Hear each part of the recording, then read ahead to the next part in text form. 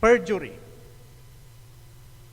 Di panaglastog mo under oath. Agsapata ka ngem aglastog ka.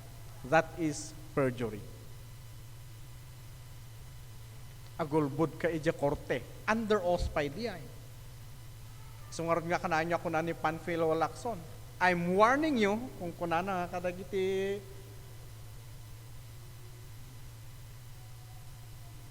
in interviewin na, in interrogated na ija Senate.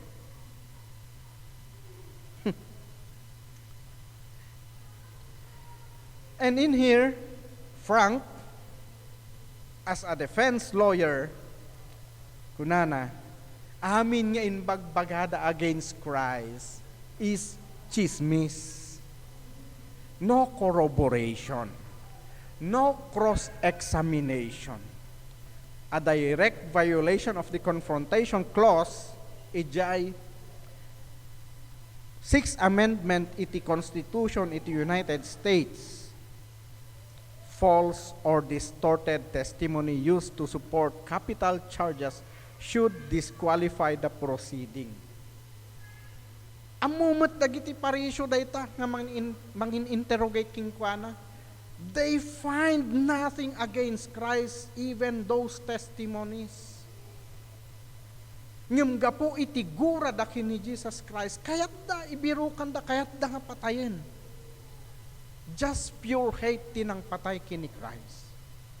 The opposite of God, because we all know that God is love.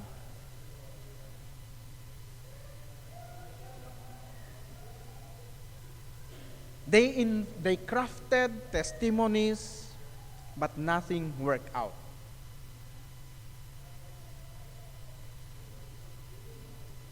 Are you the Son of God? Yes, I am. The charge of blasphemy. Nga tinangyari.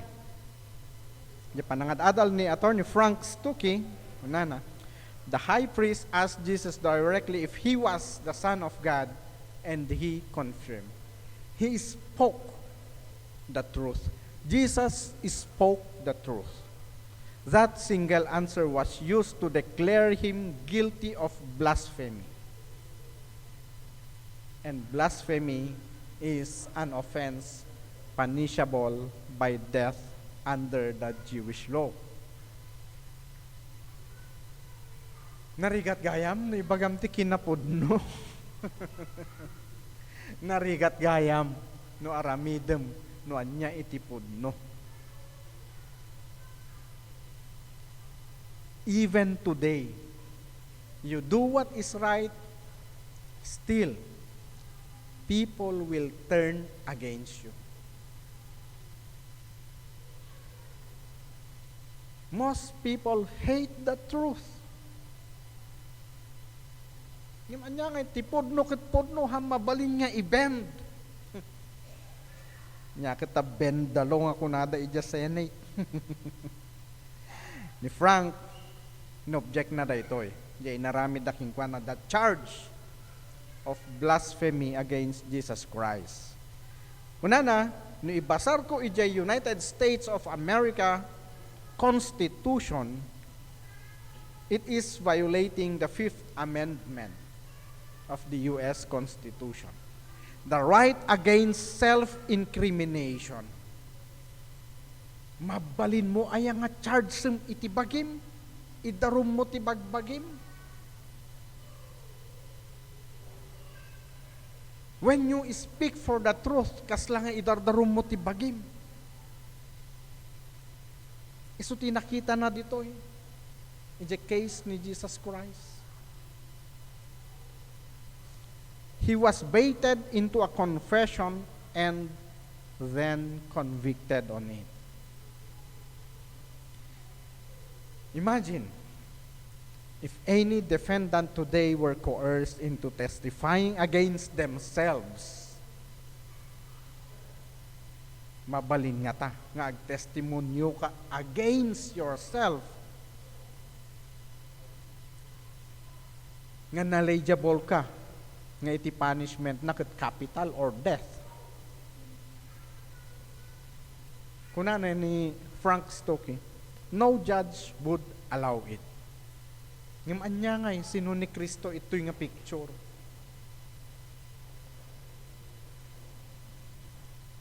Hanpay nga makuna nga defendant, isuna tahangan na ikan iti chance to defend himself. Dagiti mangin interrogate, isuda ti judges. So the prosecutor, apay mabalin kung ani Attorney Frank. And another finding, di nakita nga conflict of interest and judicial bias. Anya tinangyari. The very people who paid Judas to betray Christ were the same ones who presided over his trial. And as a lawyer, Kunani Frank, I object this situation. It is a conflict of interest that under any rule of due process, whether in Roman law, Jewish law, or the modern U.S. Constitution, kunana, a judge cannot also be the accuser. This violates the most basic test of impartiality and undermines the legitimacy of the court. Ni Apo Diyos tupay, idiinted na dagiti linteg. Kaano nga nagbalin nga isuna ket maysang accuser. Isuna ti judge. He will judge all of us soon. When was the time God accused someone? Ti kanayon met nga makakusar, isuna. Even Job, he accused God of abandoning him.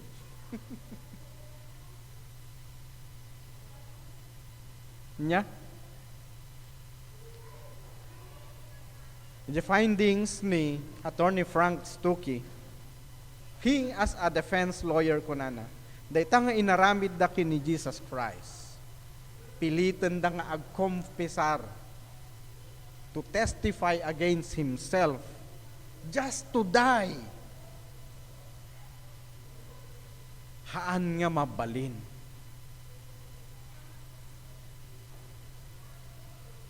Bias dayta itilinteg. Whether the Roman law, the Jewish law, or the modern laws nang kita metikasta. Dagiti tao iti surroundings mo, isuda ti mga kusar, isuda pa iti mangukum kanyam. Jesus experienced the injustice of man.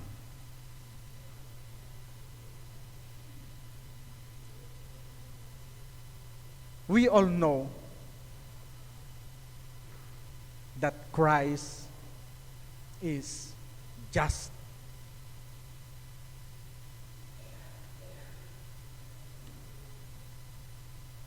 We all know that Christ is our lawyer. In mensahe ni Pastor Brian dayta, isuna ti mangyab abogado kada tayo. Ngem ditoy nga senaryo, awan man lang tinangi abogado kinkwana. Apay nga at adalan tayo daytoy nga panakaidarom ni Jesus Christ, ulitek manen.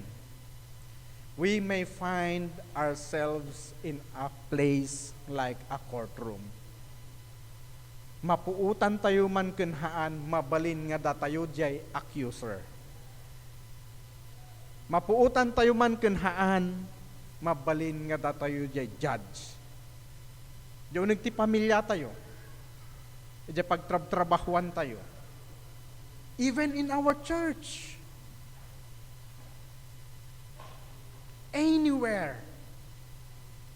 Mapuutan tayo man kenhaan, mabalin nga datayo datay prosecutor. Mabalin nga datayo dagiti false witnesses.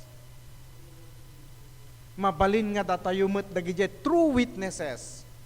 But we kept silent like Peter. Di ba kakakuyog da ka, ay han ko nga amo isuna. He know what is the truth ni Peter.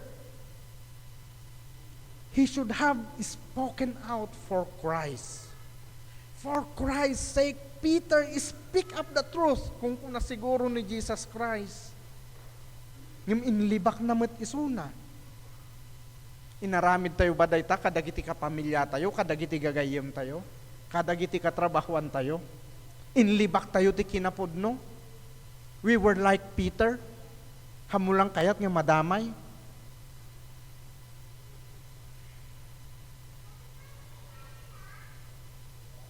Our life. Sigurohan nga sometimes, but many times we find ourselves in a courtroom. The accuser, the accused, the prosecutor, the judge, the false witness or the true witness, or just like Christ. Ngimhan tayong i-focus ije trial. We focus on Christ, what He did. In that trial, He did not sin. Awang mati pinanunot ng amadi. But He stood for the truth and He spoke what is true. Yes, I am. But my kingdom is not here on earth. My kingship is not here on earth. Soon you will see the Son of Man seated at the right hand of the Father.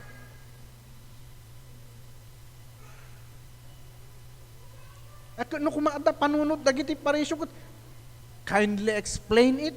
Awan. Blasphemy.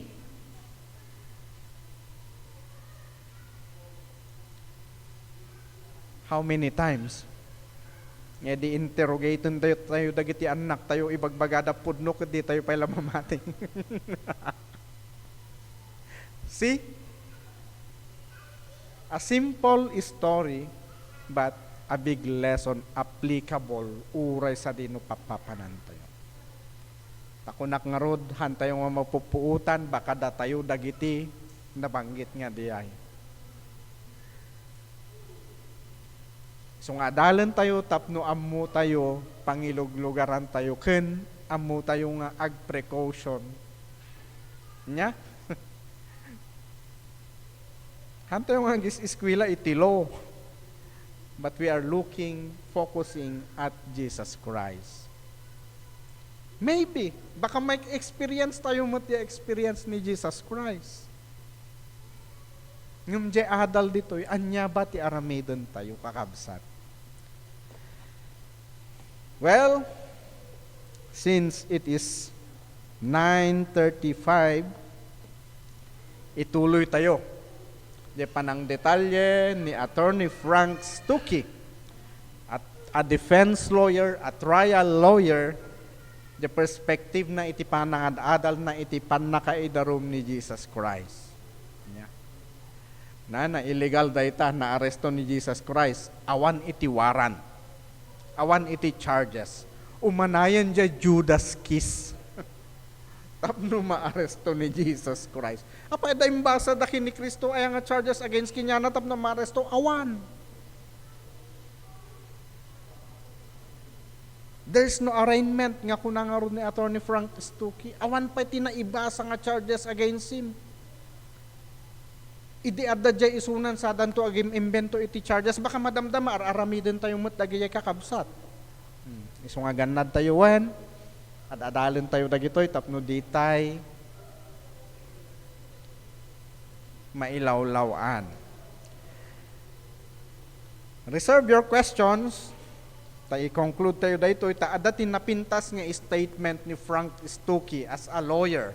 Nga kunana surat na kin ni Herod kunana nga how I wish I was there.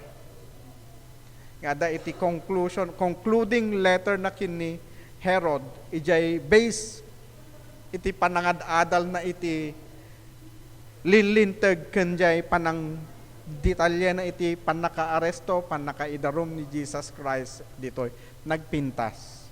Di jay conclusion na dito nga trial ni Jesus Christ kakabsat. Ura jay public rejection ni Jesus Christ. Palubusak ko na ni Pontius Pilate, awad ni makita nga basol na. Haan, we want Barnabas out. Anak kaya. Mas pinili dati kriminal ngem dijay kinapudno. Kasta ba nga talaga't lubong?